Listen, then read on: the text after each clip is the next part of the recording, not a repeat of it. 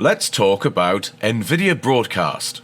So, I've now got hold of the new copy of Nvidia Broadcast, the software, and if you're not familiar with it, if you own an Nvidia RTX graphics card, you can use this to dynamically adjust things like your noise removal on your microphone, and you can do video effects on a live video stream. So if you are a YouTuber or somebody who does live streams, you can add a little bit of extra sparkle to it. So I'm currently in my cupboard, as you can see. Everything's turned off. I'm now about to activate the noise removal. Before I do, I'm going to stop talking and I want you to listen to this.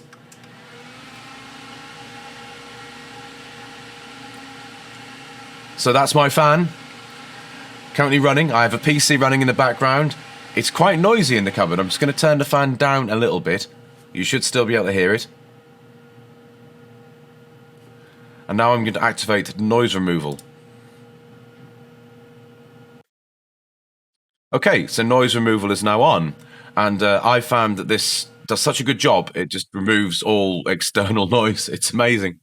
So it does work in reverse as well. If you wanted to remove annoying noise from somebody else's video, you can have this applied to speakers rather than microphone. But that's only really useful if you're in a Zoom conference and somebody else just will not stop banging out Justin Bieber or whatever it is in the background. So yeah, great.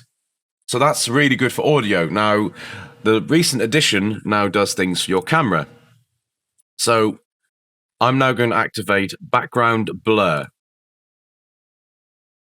And so what this is doing is it's artificially blurring my background while keeping my head and shoulders in sharp focus. And it's a really pleasing aesthetic look. A lot of people have spent a lot of money buying cameras and things to recreate this look. And now we can just do it in software. Wonderful. We turn that back off. Oh, and you can, of course, adjust how much you blur as well by moving a little slider. So a little bit of blur and then Vaseline on the lens. There we go. Which makes it look like I've green screened myself into a cupboard under the stairs. It's not perfect. If I were to, example, do that, you can see that the microphone isn't going to stay blurry. But it is doing a pretty good job for doing things on the fly. So you don't have to have the background blurred. There are other things you can do. You can, for example, do a background replacement. So if I do this, I am now floating through space. Very nice. Again, not perfect as I move around. Bit of artifacting. It doesn't quite know where my chair is. It does try and identify chairs. It knows where my face is, though, and it does a good job. I've seen worse results with a proper green screen or a blue screen, so yeah, pretty good. One other thing you can do is this thing called Autoframe, where if you turn it on, it zooms into the image slightly, but it will then track you as you move around and try and keep your face in the center of the frame. It makes it look like you've got a gimbaled camera. This is pretty useful if you're not quite as close to the camera. Say you were doing a presentation in front of a camera and you were stood up in front of a board. It could then follow you around as you walked around. Very good. Turn it off.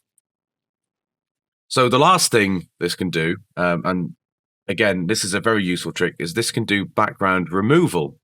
So if you're using broadcasting software such as OBS, it will cut out everything apart from you and then make the background transparent, as it were. So if I turn this on, you can see that now it's just me floating in a black void. This is me running in OBS Studio. What this is very cool for is, say, for example, you're playing a game. And you can adjust your positioning. So now we've got Chris flying a plane, but I'm in the little corner of the screen. I'm not taking up too much of the view. And when you shrink yourself down like this, the artifacts aren't anywhere near as noticeable. Yeah. So I mean, if I turn it off, you can see now I've taken up a lot of the frame with my cupboard, and it's quite distracting. But if I remove it, then it's really good and definitely worth playing with. So yeah, that's a little demonstration of Nvidia Broadcast. I've been Chris. I hope you've enjoyed it, and I'll see you in the next one. Bye.